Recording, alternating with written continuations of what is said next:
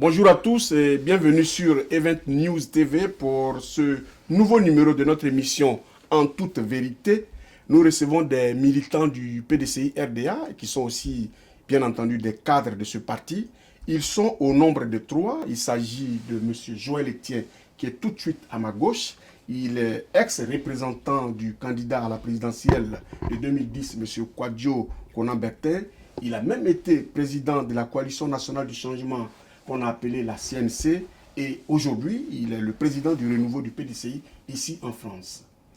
Avec lui, nous allons recevoir aussi M. Kwaku Dieng. M. Kwaku Dieng est membre du comité des sages du PDCI RDA. Et enfin, nous avons tout au fond là-bas M. Nestor Kofi. Nestor Kofi est membre du bureau politique du PDCI RDA et il est surtout le représentant de l'ancien candidat à la présidentielle de 2015 aussi, M. Amara Essi. Monsieur, on vous souhaite la bienvenue sur ce plateau. Merci. Et merci d'avoir fait le déplacement. Merci. Alors, monsieur, vous êtes sur notre plateau. Vous arrivez au moment où la Côte d'Ivoire est frappée par un attentat que le président de la République a traité de lâche. Alors, quelles sont vos premières réactions? Monsieur Joël Etienne, on va commencer par vous. Partout où il y a mort, il faut saluer, il faut s'incliner sur la mémoire de tous ceux qui sont tombés sous les balles de ces terroristes-là. Mais en même temps, je voudrais aussi compatir, mais c'est un débat qui serait un peu trop long, parce que quand tu viens avec des gens que tu ne maîtrises pas, à un moment donné, les images qui nous sont parvenues, c'est vrai, ils ont tué des gens, mais est-ce que c'est vraiment des djihadistes? C'est le point d'interrogation. Mais néanmoins, je m'incline sur la mémoire de ceux qui sont tombés et je salue toutes les familles. Merci beaucoup, M. Joël Etienne. M. Kwaku Dieng, la Côte d'Ivoire a été dramatiquement frappée. Oui, effectivement. Merci. Effectivement, la Côte d'Ivoire a été touchée dans son cœur, dans sa chair, par ces morts. Ce sont des situations que nous n'avons jamais connues en Côte d'Ivoire. Malheureusement, cela arrive à la Côte d'Ivoire aujourd'hui. Moi, j'allais dire, comme diraient les vieux au village, lorsqu'un monstre peut vous avaler, il ne faut jamais accepter qu'il vienne vous lécher. Je me demande bien si on ne s'est pas laissé lécher par ce monstre, en quelque sorte. Et évidemment, je m'incline devant ces morts, qu'elles soient ivoiriennes ou non. Je m'incline devant ces morts, je m'incline devant, et je dis Yako aux familles qui ont perdu les leurs. Je dis Yako à toute la Côte d'Ivoire et à tous les Ivoiriens. Et je dis Yako à ceux qui sont blessés, qui sont encore en souffrance dans les hôpitaux. Je dis Yako, surtout, comme on le dirait, au roi Nzima de Bassam et des Abourés, hein, parce que c'est chez eux que cela s'est passé. Donc je leur dis Yako. Je dis Yako, effectivement, aux autorités, hein, puisqu'aujourd'hui elles sont là. Je leur dis Yako, leur demandant de tout faire pour que les souffrances de notre chère Côte d'Ivoire, les souffrances de nos frères et sœurs ivoiriens et ivoiriennes prennent fin. Merci beaucoup, M. Kwaku Dieng, on vous a très bien compris. M. Nestor Kofi, la situation que vous connaissez dans votre pays, comment est-ce qu'elle vous a touché? Du plus profond de moi-même, cette situation m'a touché. C'est une indignation totale. Cette barbarie qui n'avait pas raison d'être, je condamne avec la dernière énergie. Et je me mets du côté du peuple de Côte d'Ivoire. Et je m'incline devant toutes les victimes, qu'ils soient ivoiriennes ou autres. Il n'y a pas de distinction dans la mort. Donc, je m'incline et je salue la mémoire de tous. Je me mets du côté de ceux qui sont blessés et qui sont en train de traîner dans les hôpitaux. Je me mets aux côtés de la Côte d'Ivoire. Je suis Bassam. Ça, c'est fort. Je suis encore en train de dire que j'ai condamné. D'abord, j'ai fait un communiqué, j'ai condamné en tant que président du comité de crise du PDCI RDA France. J'ai condamné cela. Donc, je dis Yako à toute la Côte d'Ivoire, je dis Yako aux rois, aux deux rois, celui des Nzima et celui des Abourés. et je dis Yako à la Côte d'Ivoire. Merci beaucoup, Monsieur Nestor Kofi. Alors, on va rentrer maintenant dans le vif du sujet, c'est pourquoi vous êtes sur ce plateau. Récemment, vous étiez devant la presse pour, selon vous, destituer le président Bédié pour haute trahison. En réponse, un responsable de votre parti de Paris vous a traité d'indiscipliné. Alors, quelles sont les premières réponses que vous donnez à ce qui a été dit? Vous êtes des indisciplinés, vous êtes des frondeurs. Qu'est-ce que vous reprochez concrètement au président Bédié? On va commencer par vous, Nestor Kofi. Merci, M. Guigui. Je vais vous répondre clairement. Vous savez, le PDCI-RDA est un parti bien organisé. On a des statuts. Et depuis un certain temps, et je constate que depuis même 1993, nos statuts ne sont plus respectés. On est dans le Bédié-land. C'est-à-dire qu'il s'est érigé en pharaon et il prend des décisions unilatérales qui n'arrangent pas le PDCI-RDA. Quand le président, au fait, lui laissait le PDCI-RDA, il n'a pas dit que c'est sa propriété privée, puisque ce n'est pas lui qui a créé. C'est un patrimoine inestimable pour toute la Côte d'Ivoire. Donc, on ne peut pas accepter que sur la volonté ou au gré de M. Bédié, parce qu'il est président du PDCI, qui doit arrimer le PDCI à n'importe quel parti. Surtout, quand j'entends M. Agumani dire que nous sommes des frondeurs, mais de nous et eux qui ne respectent pas les organes du parti, nous qui respectons les organes, qui c'est qui est, comment on appelle, frondeur? Qui c'est qui est frondeur? Je leur pose la question. Parce que nous, il y a eu le 12e congrès qui nous a investis tous. Nous tirons tous, que ce soit lui et tout le monde, nos légitimités de ce 10e congrès avec ses résolutions. Qui c'est qui a violé les résolutions? La question est dans leur camp. C'est une telle excellente question et on va interpeller M. Joël Etienne pour voir qui c'est qui a violé les résolutions et qui est frondeur. Bon, je rebondis un peu sur la première question que vous avez posée. Adjumani, c'est qui par rapport au combat que nous menons? À vous de nous le dire. Adjumani qui est ministre, un strapotin qui quitte Abidjan. Parce que nous avons commencé à remuer le baobab depuis Paris pour faire comprendre à tous les militants, base comme haut, que ce que le président Bédié est en train de faire, c'est un coup que personne ne peut accepter. Je ne peux pas répondre à Adjumani parce que je ne le reconnais pas dans ce combat. La seule personne que je reconnais s'appelle Henri Konan Bédié. S'il change aujourd'hui, je l'applaudis. Mais s'il ne change pas, ça m'étonnerait bien qu'il change avec les engagements qu'il a pris. Pour moi, le président Bédié doit partir. Qu'Adjumani vienne à Paris taper ses grelots, ses tam-tam pour faire plaisir, afin de mériter son poste de ministre, ça n'engage que lui. Moi, je ne suis pas venu ici pour parler d'Adjumani ou pour parler de quiconque. C'est Bédié et le PDCI qui sont ma préoccupation aujourd'hui. On vous a compris. Monsieur Kwaku Dieng, vous êtes membre du comité des sages. Oui. Vous avez entendu vos collègues, si j'ai pu les appeler ainsi, Oui, qui ont donné leurs récriminations. c'est ça. Qu'est-ce que vous reprochez concrètement au président Bédié, qui, à l'évidence, est en train de travailler pour le PDCI? Il a fait l'appel de Daoukro, qui a permis aujourd'hui au PDCI de gagner sa stabilité, comme on le dit à Abidjan. Vous êtes à Paris, vous vous plaignez. De quoi vous vous plaignez au juste? Vous savez, j'étais venu sur votre plateau ici en juillet 2015. Et on a abordé ce sujet, effectivement, qui traitait de la fusion des deux partis. Et j'avais dit quoi? J'avais dit que moi, je suis toujours au PDCI RDA avec l'éléphant comme emblème. Si M. Bédié ou autre voulait aller au PDCI RDR avec la case comme emblème, c'est la liberté de tout un chacun, en fin de compte. Et que cette histoire de fusion, je suis certain que les gens reprennent mes propos, ça va encore diviser les gens. Et il y avait des irréductibles dans le temps. J'avais dit que à cette occasion de fusion de partis, il y aura encore des irréductibles. Nous y sommes là. Nous y sommes. Vous n'avez pas le sentiment d'être des gens isolés qui prêchent dans le désert? Mais vous savez,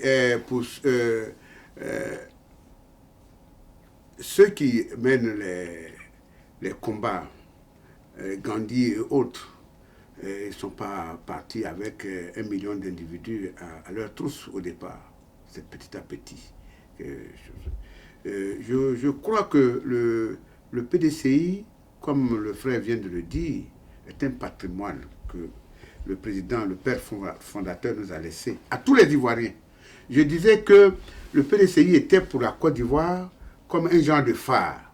Et lorsque le bateau Côte d'Ivoire se trouve en difficulté en haute mer, alors il cherche partout où se trouve la lumière de ce phare-là. Alors, ce phare, c'est Henri Konan Bédié qui est assis dans ce bateau, ou alors, si vous voulez, dans cette maison où il y a ce phare, il vous éclaire, vous ne voulez pas accepter sa lumière. Monsieur, quel est le problème réellement? Je voudrais juste oui, allez-y, ouvrir quel est le problème réellement? Le problème, tout à l'heure, avant de poser la question, vous avez évoqué l'appel de Daoukro. Oui. Je suis vraiment indigné, quoi. C'est tout ça. Qu'est-ce qui vous indigne? Voyez, le PDCI n'a pas vocation à être mendiant. Le PDCI, c'est comme un père et une mère qui ont créé des enfants. Et si parmi ces enfants, il y a des gens qui à un moment donné ne supportent plus l'éducation de papa et de maman qui veulent partir, c'est leur droit, comme il a dit tout à l'heure. Mais maman, papa et les autres restent. Mais à vouloir vendre le parti à ceux qui ont pris les armes pour venir au pouvoir, le PDCI du Fort-Boigny, j'ai dit le PDCI du Fort-Boigny, c'est un parti de paix. Ce n'est pas un parti qui doit aller embrasser ceux qui ont le sang sous la main. Et puis demain, c'est le même PDCI qui va encore se mettre devant cette population. On vous demande pardon, on les a soutenus, c'est comme ci, c'est comme ça. Monsieur Bédié, moi, aujourd'hui, il vient de me démontrer par A plus B qu'il est plus rebelle que ceux même qu'il suit. Parce que s'il n'avait pas pris les armes, il ne s'était pas caché derrière les rebelles, on ne serait pas là aujourd'hui. Vous n'allez pas me dire que le PDCI n'a pas de cadre. M. Ouattara a fait quelle étude? Et que les cadres au sein du PDCI, nous n'en avons pas. Pourquoi Bédié bloque le PDCI? On a des cadres. C'est votre cri de cœur, M. Nestor Kofi. Qu'est-ce que vous proposez alors finalement? Pour que le PDCI marche comme vous le souhaitez, quelles sont vos propositions? Ma proposition d'abord, c'est de destituer M. Bédié. Parce que c'est oui, mais ça, vous savez très bien que vous n'allez pas y arriver. Je vais y arriver. Et pourquoi? Et comment vous allez vous y prendre pour destituer Bédié? Nous, on respecte nos statuts. Je vous ai dit qu'un parti est régi par des statuts. Et dans nos statuts, le président Bédié a tellement violé le statut. D'abord, l'appel de Daoukro. Comment on appelle? La gestion du pouvoir, ce n'est pas un jeu de tontine ou bien le renard passe-passe où chacun a son tour. Quelqu'un disait ici sur ce plateau hier que ce n'est pas un beau photo qu'on mange et puis on donne à l'autre. Ben voilà, qu'on donne à l'autre. Ce qu'on veut, c'est que le PDCI, c'est un parti qui est fondé pour aller à la conquête du pouvoir. En plus, on était au pouvoir lorsque les gens sont venus nous arracher. Un pouvoir, ça s'arrache, ça se prend, ça se gagne. Ce n'est pas ce que le président Bédié est en train de faire, ou un coup, c'est PDCI ou rien du tout. Ce n'est pas négociable, et puis revenir sur ça pour faire plaisir à une seule personne. Nous ne sommes pas d'accord pour ça. Nous sommes là et on doit exercer ce pouvoir-là. Le PDCI est créé pour ça. C'est la lumière, comme le grand frère le dit. C'est le phare. Quand le bateau est ivre, il cherche le phare. Le PDCI est le phare. Le PDCI ne saura être subordonné d'un autre parti. Le PDCI, c'est comme une phrase. La proposition principale et les propositions subordonnées, relatives ou conjonctives ou tout ce que vous voulez. Mais le PDCI devait être la proposition principale. Quand Adjoumani est venu sur ce plateau, pour dire que nous ne sommes pas... sur ce plateau, nous l'avons trouvé voilà, peu importe, au salon de l'agriculture. Voilà, mais quand vous lui avez tendu votre micro, ce qu'il a dit, mais ça n'engage que lui. Puisque le PDCI RDA de Adjoumani, ce n'est pas le PDCI de RDA de Nestor Kofi. Nous, on est oufouettistes. Et le fouettisme, ça se vit. Ce n'est pas, comment on appelle, du bout des lèvres. Hein, ce n'est pas des calculs de ventre. Comment je vais faire pour manger? Donc, étalez votre proposition. Vous voulez destituer Bédié ensuite? Quand on destitue le président Bédié, on convoque un congrès extraordinaire. On va désigner le meilleur d'entre nous. Comme il le dit, les cadres, c'est pas ce qui manque au PDCI, ça foisonne. Il y en a tellement que c'est injuste. Quand M. Ando disait la dernière fois que l'appel de Daoukro, le président l'a fait parce qu'il n'y a pas un cadre qui est venu chose. Oui, qu'est-ce que vous répondez à ça? Mais c'est ce que je vais répondre. Je vais lui dire qu'il ne connaît pas le parti. Parce que quelqu'un qui connaît le parti n'aurait pas dit ça. Vous parlez là du délégué du PDCI qui ne connaît pas le parti. Vous êtes trop fort là. J'assume. Je vais le dire. Pourquoi je le dis? Parce que quand tu connais le parti, on a notre mode de désignation. Et lui, il ne sait pas. Ce n'est pas un président qui décide. Le mode opératoire n'a pas été respecté. D'accord. Alors oui, vous vouliez répondre. On n'a pas assez de temps. Je voudrais qu'on parle de notre stratégie. Comment nous devons galvaniser les militants du PDCI. Quand vous nous posez des questions, des gens qui ne connaissent ni le parti, de près ou de loin, on les a mis là. Parce que c'est des gens qui vont chercher des personnalités à l'aéroport et pour les récompenser. On leur donne ces titres-là. Attendez. Je ne parle pas. Je voudrais pas que. Je voudrais qu'on gagne du temps. Permettez, M. Joël Etienne, permettez. Là, vous êtes en train de parler certainement d'un cadre du PDCI qui est le délégué Paris-Rive-Gauche. Je présume que c'est de lui que vous parlez. Alors, vous ne pouvez pas nous dire que Bédia a choisi quelqu'un qui ne connaît pas le PDCI, M. Kwaku Dié. Oui. Bon, écoutez, vous savez, on parle actuellement de tous ces propos de M. Adjoumani et de M. Ando. M. Adjoumani, quand il dit que les gens ne sont pas fouettistes, moi je me demande bien quelle est la qualité que lui il a pour savoir qu'un tel est fouettiste ou pas fouettiste, en fin de compte. Bon, moi je suis plus âgé que lui. Hein, moi Et vous avez même plus d'expérience, je crois. Bon, ben, je ne sais pas, mais en tout cas, je suis plus âgé que lui au moins. Même moi aussi. Voilà, dans le temps, lorsque j'étais à Touba en 1953-54, que le président Oufoué venait chez la famille Fadiga, là-bas, chez le doyen Moni Fadiga, ben, je crois que nous, on était à côté donc c'est à partir de ce moment-là qu'on a commencé à être oufouettiste. Hein? Et en ce moment, lui n'était pas né. Bon, aujourd'hui, il vient me dire que moi, je ne suis pas oufouettiste. Bon, il a le droit de parler. Hein? Comme on dit, on ne paye pas la parole pour s'exprimer. Si on payait la parole, je pense qu'il n'allait pas perdre son argent pour dire cela. Concernant M. Ando, c'est un jeune frère. Bon, je crois que il est de la fougue de cette jeunesse-là. En fin de compte, il fallait dire quelque chose, il a dit. Bon, je ne vais pas être désagréable vis-à-vis de lui. Hein? Bon, il y a quelqu'un qui me disait l'autre jour, il m'a demandé, mais doyen, depuis que nous sommes à Paris, tu as vu combien de fois Ando à une réunion du PDCI?